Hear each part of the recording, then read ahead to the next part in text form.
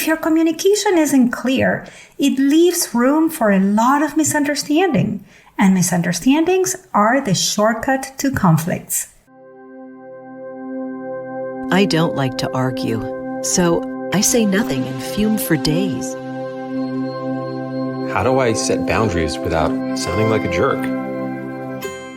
I hate the idea that I might accidentally offend somebody, so sometimes I'd just rather say nothing at all.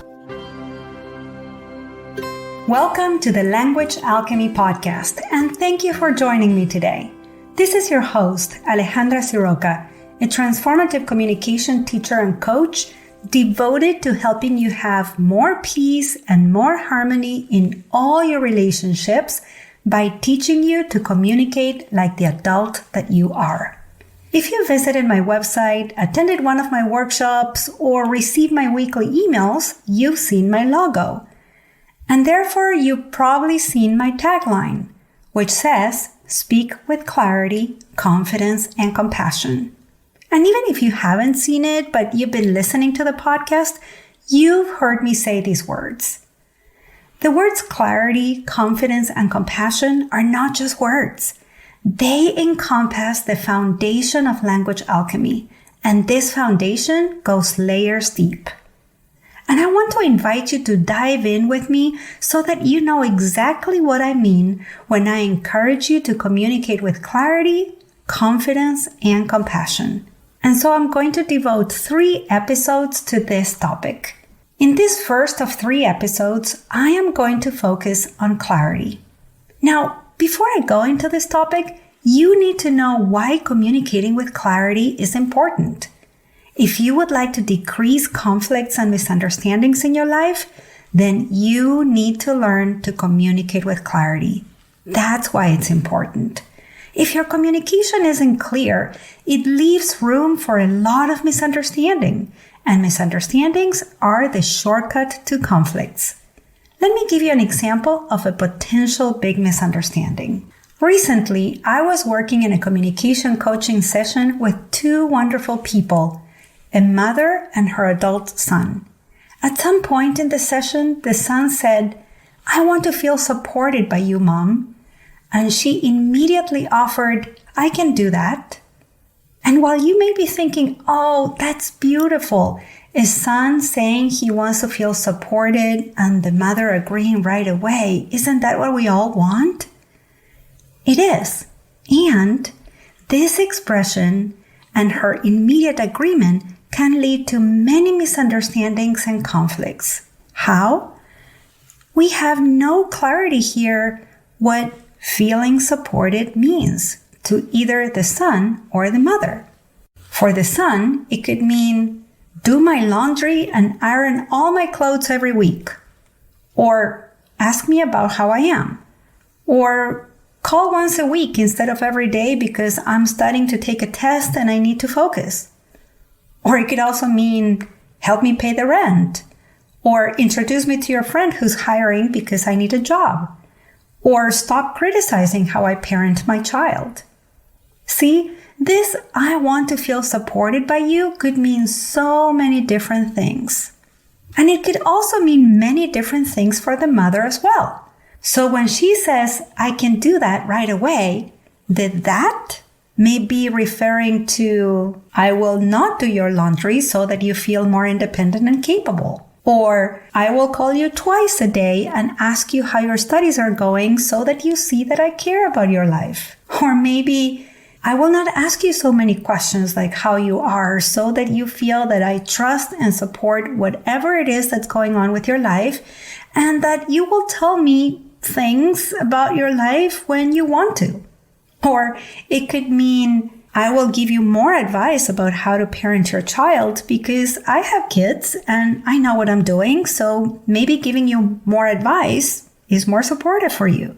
See, they could be thinking the opposite things. I see this happens very frequently. Someone makes a vague ask and the recipient of that request agrees too quickly, and then the conversation moves on to another topic. Both people may think that they know what the other is talking about, but actually, They may both be talking about different and even opposing things. If you want more examples, watch any series that involves a lot of interpersonal drama, and you'll find this kind of dialogue in every episode. But a word of caution, don't watch them with me, because I will be saying out loud, "That's vague, that would lead to conflicts later." Comments Matthew doesn't love when we're watching dramas together. The thing is that using vague language moves us away from clarity. Now, going back to that coaching session between the mother and the adult son, as the session progressed, I asked the mother to ask her son what were the specific ways in which he would feel supported by her. She used her own words, and I'll paraphrase. She asked him something like, "What would you like me say or do that would help you feel more supported by me?" And you know what he said? I am leaning in here because I really want you to hear this. He said, "I want to be heard by you. When I'm sharing something about my life, I would like for you to listen. I want to feel the support from you by knowing I can share about my life with you and that you will just be open to listen without offering any advice." See? If we hadn't paused for clarity, then this crucial piece of information would have been missed. And the painful dynamic that this mother and son have had for decades would have continued intact. This is why clarity is so important. So what can you learn from this story? 2 things. Number 1 of the ways in which you communicate with clarity is by being specific. When you say things like, "I don't feel good," or "I'm dealing with a bunch of issues," none of that is clear because that language is very general and vague. "I don't feel good" could mean I have a stomachache. It could also mean I'm feeling deep grief and loneliness. A bunch of issues for some people could mean addressing systemic racism in my workplace. And it could also mean having interpersonal conflicts with roommates about house chores. And it could also mean so much more. So if you want to be clear, be specific. Spell things out. Others cannot read your mind. The second thing I'd love for you to learn from the story is that when you agree to something that's not clearly stated, you need to ask a question to clarify what the other means. Or else, you can bet there will be a misunderstanding. And remember, misunderstandings are the shortcut to conflicts. Now, communicating with clarity doesn't end here. Communicating with clarity as the adult that you are also requires that you know and express your intention. Let me illustrate. A few months ago, my mom, who's 91 years old, wanted to have a conversation with her 3 daughters, my 2 sisters and me. She told me about this idea, and my first question was, "What's your intention, Mom?" And at first, my mom couldn't articulate it. So I asked her, "Would you like us all to connect and talk about our lives and how we are during the pandemic? Would you like to tell us something that's important to you? Would you like to ask for help with something specific?" And these questions helped my mom connect to her intention. Her intention was to gather the 3 of us, share about her life as our mom, and tell us she loved us, and she also wanted to let us know how she saw each of us. Then she wanted us to make a promise to her. Now, it's important for you to know that in my family, we don't usually have these kinds of group conversations. We don't have video gatherings where people talk about their lives. We don't get together as a family to talk about us as a family. So this conversation my mother wanted to have was a big deal. So after hearing about her intention, I helped her express her intention with clarity. Where? In the invitation. Or else a vague invitation such as, I want to talk to the three of you without any clarity could have elicited assumptions that maybe my mother's health was impacted or that there was some kind of problem. It could have led to misunderstandings. So my mother invited us all three with great clarity and expressly shared her intention with us in the invitation. The three of us not only agreed, but we were really happy that our mom wanted to gather us. And then, as soon as we all got on WhatsApp video, my mom greeted us, repeated her intention, and then said, "I want to start by sharing about my life, and I'd like for you to listen without interruption. I will let you know when you can ask me questions." It was all very clear, and it was a beautiful and healing conversation for us all. So, to communicate with clarity means that you need to know your intention. Why do you want to say what you want to say? And you also need to communicate your intentions so that others have clarity about what's included in that interaction and what is irrelevant or not useful to talk about in that particular situation. If my 91-year-old mother could do it, you can too. Yes, we can learn how to communicate at any age and in every interaction. Finally, if you want to bring clarity to your communication, you need to cultivate, have, and maintain a great deal of awareness. You need to be aware of what and how you are communicating. Are you being aware about whether you're being clear or vague? When I facilitate communication trainings to organizations, I teach participants to reread their emails and text messages before hitting send. And I invite them to ask themselves, if I were the recipient of this email or this text message, would I have all the information I need in this particular situation? And if the answer is no, you need to know that unless you edit that and clarify what needs to be clarified, your communication is not going to be efficient. You are going to drag the interaction, you're going to have more emails, go back and forth more times with text messages unnecessarily, because unclear communication leads to inefficiency. Let me give you an example. Just this week, I received an email that said, "I got a lot out of your training, and I would like to connect with you soon about how I can help my staff communicate better." Can you see how this kind of email leads to inefficiency? When I received the email, I wondered, which training? And would you like to set up a video meeting with me this week, in the coming months? What is soon? Would you like me to set up the meeting? Or are you interested in hiring me for a training for your staff? Or are you wanting to hire me as your communication coach? And who is your staff? And what does better communication mean in your particular case?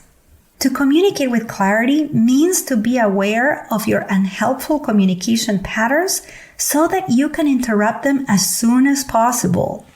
And one last thing you need to be aware of when you are communicating with clarity is to be aware of your unhelpful communication patterns. I worked with a client who was heading towards burnout. She was resentful with her supervisor because she experienced that her workload was greater than that of her coworkers. She also believed her supervisor had higher expectation of her than of her peers. When we explored the way she was communicating with her supervisor, we saw that whenever her supervisor would send a group request asking for additional help with a project, she would be the first one to volunteer. In time, her supervisor stopped asking the group or the team and reached out to her directly. In our sessions, my client was able to see that this communication pattern wasn't just happening with her supervisor. No, it was also happening with her friends, her roommates, her family, her neighbors, everyone.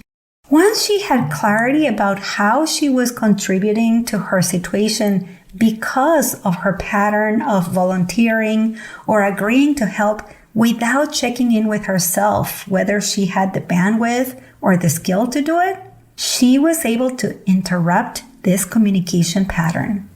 When her supervisor reached out to my client directly for additional tasks, my client was able to clearly communicate that she was working on other tasks and that she didn't have the time to also take on something additional. So, to be clear in your communication, you need to know your unhelpful communication patterns and have clarity about how to interrupt them. All right, you've heard a lot in this episode about what it's like to communicate with clarity. Before I give you a recap to help you remember what it is you need to be clear about in your communication, I have a request for you with 2 options. You can choose one or both options. I would love to make the free transformative communication tools I share every week available to more people. And I can't do this alone, so I'd love your help. You can choose to help me by sharing the podcast with a friend or someone you care about. And when you share the Language Alchemy podcast with a friend, you will be helping me and you will be helping that friend to communicate with greater clarity, confidence, and compassion. The second option is to leave a review for the podcast. When you subscribe to the podcast in your podcast platform of choice and you leave a review, that platform's algorithm makes the podcast visible to more people who use that platform. So that's another way in which you can help me reach out more people. I greatly appreciate your generous help. Okay, now let's recap. To bring clarity to your communication, you need to remember 5 things.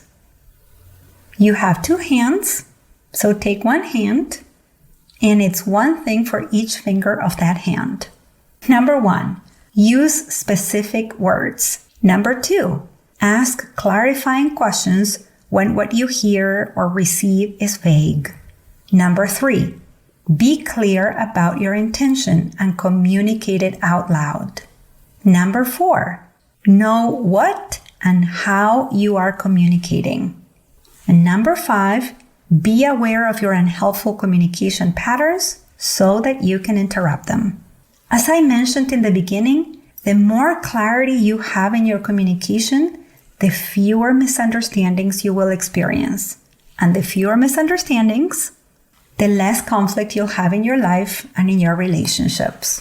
So if you'd like to communicate like the adult you are, learning to express yourself clearly, especially with those who matter to you the most, is vital. Thank you so much for listening. And a special thanks to my client Danielle for the work she did to bring more clarity to her communication. I know you can communicate with greater clarity. Next week, I am going to talk about how to communicate with another aspect of conscious, mature communication, which is confidence. Until next week, and as we say in Argentina, ciao ciao. Original music by Gary LaPoe. You can find all links in the show notes at languagealchemy.com.